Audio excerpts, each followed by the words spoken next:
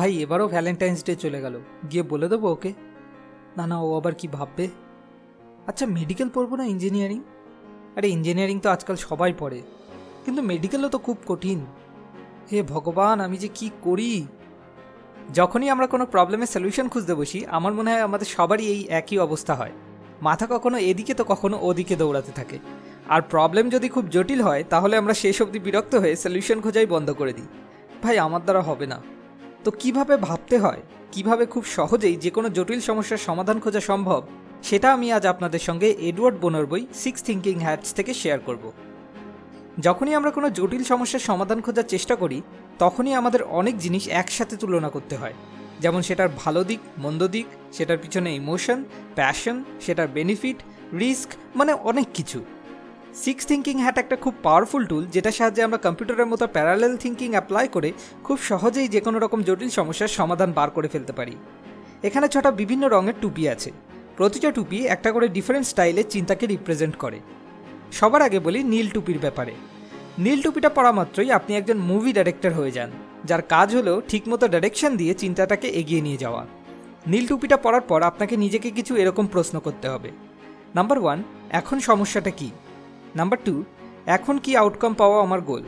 And number 3, এরপর কোন টুপিটা পরা সবথেকে বেশি লাভজনক হবে? এবার দ্বিতীয় টুপি হলো সাদা টুপি। সাদা টুপি পরা মাত্রই আপনি একজন গোয়েন্দা হয়ে যান, যার কাজ হলো নিরপেক্ষভাবে সমস্ত ইনফরমেশন, ফ্যাক্ট আর ডেটা কালেক্ট করা। সাদা টুপি পরার পর আপনার নিজেকে কিছু এরকম প্রশ্ন করতে হবে। নাম্বার 1, এখনও অবধি এই প্রবলেমের ব্যাপারে আমি কি জানি এবং কি জানি না। নাম্বার 2, এই ব্যাপারে কি জানা আমার খুব জরুরি। অ্যান্ড নাম্বার 3, এখনও অবধি আমি যা জানি তার উপর ভিত্তি করে কি সলিউশন হওয়া উচিত। এবার 3 নম্বর টুপি হলো লাল টুপি। লাল টুপি পরা মাত্রই আপনি একটা হার্ট হয়ে যান। হার্ট আমাদের শরীরের এমন একটা অঙ্গ যেটা ছোট থেকে ছোট ফিলিংস বা ইমোশনগুলোকেও ডিটেক্ট করে সেই মতো অ্যাক্ট করতে থাকে। লাল টুপি পরার পর আপনাকে নিজেকে এরকম কিছু প্রশ্ন করতে হবে। নাম্বার 1, যে সলিউশনটা আমি চুজ করার কথা ভাবছি সেটার ব্যাপারে আমার মন কি বলছে, সেটা কি আদৌ ঠিক হবে? নাম্বার 2, ফিলিংসের উপর ভিত্তি করে হলেও অন্য কোনো এর থেকে ভালো সমাধান পাওয়া কি সম্ভব? এবার 4th টুপি হলো কালো টুপি। কালো টুপি পরা মাত্রই আপনি সব কিছুতে সমস্যাযুক্ত আপনার সেই প্রতিবেশীতে পরিণত হন, যার কাজই হলো সবসময় সমালোচনা করা, প্রতিটা জিনিসে খুঁত খুঁজে বার করা। মানে কালো টুপি পরে আপনাকে একজন নিরাশাবাদী মানুষের ভূমিকা পালন করতে হবে। কালো টুপি পরার পর আপনাকে নিজেকে কিছু এরকম প্রশ্ন করতে হবে। নাম্বার 1, কি ভুল আছে এই সাজেস্টিং সলিউশনে? নাম্বার 2, কি কারণে এই সলিউশন ফেল হতে পারে? অ্যান্ড নাম্বার 3, আমার কাছে কি পর্যাপ্ত পরিমাণ সহায়তা বা সম্বল মজুদ আছে যাতে করে আমি এই সলিউশনটাকে এগিয়ে নিয়ে যেতে পারবো? এবার 5th টুপি হলো হলুদ টুপি।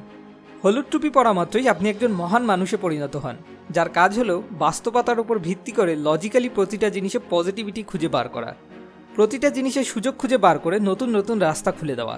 মানে হলুদ টুপি পরে আপনাকে একজন আশাবাদী মানুষের ভূমিকা পালন করতে হবে। হলুদ টুপি পরার পর আপনাকে নিজেকে কিছু এরকম প্রশ্ন করতে হবে। নাম্বার 1, কি করে বাস্তবিকভাবে লজিক্যালি এই সমাধানটাকে আমি কাজে লাগাতে পারি? নাম্বার 2, এই সমাধান থেকে কি পজিটিভ ফলাফল পাওয়া যেতে পারে? অ্যান্ড নাম্বার 3, এই সলিউশন থেকে কি দীর্ঘমেয়াদী সুবিধা পাওয়া যেতে পারে? শেষ আর 6th টুপি হলো সবুজ টুপি। সবুজ টুপি পরা মাত্রই আপনি একটা ছোট্ট শিশুতে পরিণত হন, যার চিন্তাভাবনা কখনো বাস্তবের গণ্ডিকে মেনে চলে না, যার কাছে সব কিছু সম্ভব। মানে সবুজ টুপি পরে আপনাকে একজন ক্রিয়েটিভ, খোলা মনের মানুষের ভূমিকা পালন করতে হবে। সবুজ টুপি পরার পরে আপনাকে নিজেকে কিছু এরকম প্রশ্ন করতে হবে। নাম্বার 1, এই সমস্যার কি অন্য কোনো ইউনিক সমাধান সম্ভব? নাম্বার 2, এই ব্যাপারে কি আমি প্রথাগত চিন্তাভাবনার বাইরে বেরিয়ে নতুন কিছু ভাবতে পারি? এই 6টা টুপির মধ্যে থেকে যে কোনো একটা টুপি আপনি যখন ইচ্ছা পরতে পারেন বা যখন ইচ্ছা খুলেও ফেলতে পারেন, কিন্তু আপনি যখন যে টুপিটা পরবেন তখন আপনাকে স্ট্রিক্টলি শুধুমাত্র সেই টুপিটারই ভূমিকা পালন করতে হবে। এই টেকনিকটা কি করে অ্যাপ্লাই করতে হবে সেটা আমি আপনাদের একটা উদাহরণের সাহায্যে বোঝানোর চেষ্টা করছি, যাতে আপনার পুরো ব্যাপারটা আরও পরিষ্কার হয়ে যায়। ধরুন আপনার প্রবলেম হলো রোজ সকালে তাড়াতাড়ি ঘুম থেকে ওঠার জন্য কোনো সলিউশন খুঁজে বার করা। তো সবার আগে আপনি নীল টুপিটা পরলেন, আর আপনি প্রথম প্রশ্ন পেলেন সমস্যাটা কি? আনসার, সকালে তাড়াতাড়ি ওঠা। নেক্সট, উদ্দেশ্য কি? প্রতিদিন 5টা থেকে 6টার মধ্যে ওঠা। নেক্সট, এবার কোন টুপিটা পরা সঠিক হবে? আনসার, সাদা টুপিটা।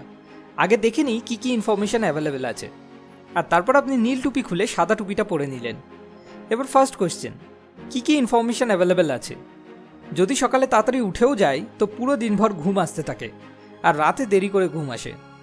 নেক্সট কোয়েশ্চেন, আর কি কি জানা জরুরি? এই যে সকালে তাড়াতাড়ি উঠলে সারাদিন ঘুম আসে, সেটা কি অভ্যাসের কারণে? যদি আমি 10-15 দিন টানা রোজ যে করেই হোক সকালে তাড়াতাড়ি উঠি, তাহলে কি সারাদিন ঘুম আসার এই অভ্যাসটা চেঞ্জ হতে পারে? আচ্ছা, নেটে সার্চ করে দেখি। আরে হ্যাঁ, এরা তো বলছে যে হ্যাঁ, এরকম করতে পারলে বডির ইন্টারনাল ক্লক সিস্টেম অ্যাডজাস্ট হয়ে যাবে, যার ফলে এই সারাদিন ঘুম আসা বন্ধ হয়ে যাবে। আচ্ছা, তাহলে কি এটা সত্যি সম্ভব? এটা আমায় জানতে হবে। নেক্সট, এখনও অবধি যা জানি তার উপর ভিত্তি করে কী সলিউশন হওয়া উচিত।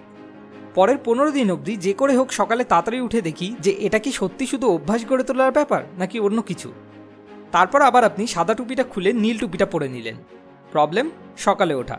গোল, শুধু পরের 10-15 দিনের জন্য সকালে 5টা থেকে 6টার মধ্যে ওঠা। নেক্সট কোন টুপি? লাল টুপি। এবার দেখি এই ব্যাপারে আমার মন কি বলে। আর তারপর আপনি নীল টুপি খুলে লাল টুপি পরে নিলেন। ফার্স্ট কোয়েশ্চেন, আমার মন কি বলছে? ভাই, দারুণ সলিউশন, অবশ্যই একবার ট্রাই করা উচিত। এবার হবে নিজের সাথে নিজের লড়াই। এটা করতে পারলে নিজের কাছে জিতে সত্যি খুব খুশি হব। ভাই, একটা আলাদাই কনফিডেন্স এসে যাবে। যদি আমি রোজ সকালে তাড়াতাড়ি উঠতে পারি, তাহলে আমি যে কোনো কিছু করতে পারি। ফিলিংসের উপর ভিত্তি করে অন্য কোনো সলিউশন না। এবার আপনি লাল টুপিটা খুলে নীল টুপিটা পরে নিলেন। নীল টুপি পরে এবার আপনি বুঝলেন এরপর আমার কালো টুপিটা পরা উচিত। আর তারপর আপনি নীল টুপি খুলে কালো টুপি পরে নিলেন। আর তারপর কালো টুপি সব প্রশ্নের উত্তরগুলো এক এক করে বার করলেন। এভাবে আপনি প্রতিটা টুপি কম করে একবার করে পরে ফেললেন। ঠিক এইভাবে আপনি 6 থিঙ্কিং হ্যাটস টেকনিক অ্যাপ্লাই করে জীবনের যে কোনো রকম জটিল সমস্যার সমাধান খুব সহজেই খুঁজে বার করে ফেলতে পারেন। এবার হয়তো আপনি বলতে পারেন, ভাই বহুত লম্বা প্রসেস। দেখুন, যদি সিম্পল কোনো প্রবলেম হয় তাহলে সেক্ষেত্রে এই টেকনিকটা ব্যবহার করার কোনো দরকার নেই। কিন্তু যদি প্রবলেম কমপ্লেক্স হয়, একটু জটিল হয়, তখন তো ভাই আপনাকে এই টেকনিকটা ইউজ করতেই হবে, যদি একটা ভালো আর সঠিক সলিউশন পাওয়ার ইচ্ছা থাকে। তো জীবনে যখনই আপনি কোনো সমস্যায় পড়েন তখন আপনার কাছে দুটো অপশন থাকে। নাম্বার 1, আপনি একজন রিঅ্যাক্টিভ পার্সনের মতো অ্যাক্ট করবেন, মানে শুধু চিল্লাতে থাকবেন এটা প্রবলেম ওটা প্রবলেম। অথবা নাম্বার 2, আপনি একজন প্রোঅ্যাক্টিভ পার্সনের মতো অ্যাক্ট করবেন, চুপচাপ শান্তিতে বসে মাথার সমস্ত প্যাচগুলোকে খুলে ওই প্রবলেমের সলিউশন খুঁজে বার করবেন। বাকিটা আপনার নিজস্ব ব্যাপার। সবশেষে আপনার কাছে একটা ছোট্ট রিকোয়েস্ট, যদি এই ভিডিও থেকে আপনার লাইফের কোনো প্রবলেমের সলিউশন খুঁজে পেতে সত্যি এতটুকু কোনো সাহায্য হয়ে থাকে, তাহলে আপনার বন্ধুদের সঙ্গে ফেসবুক অথবা হোয়াটসঅ্যাপে এই ভিডিওটা শেয়ার করে নিচে একটা ছোট্ট কমেন্ট করে লিখে দিন শেয়ার্ড। এতে খুব সহজেই আমরা জানতে পেরে যাব ঠিক কতজনকে আমরা সত্যি সাহায্য করতে পেরেছি, কারণ আপনাদেরকে সাহায্য করতে পারাটাই আমার আসল উদ্দেশ্য। পরের ভিডিও পরের সপ্তাহে, এরকম আরও অনেক ভিডিও পেতে সাবস্ক্রাইব করে আমাদের সঙ্গে কানেক্টেড থাকুন। ধন্যবাদ।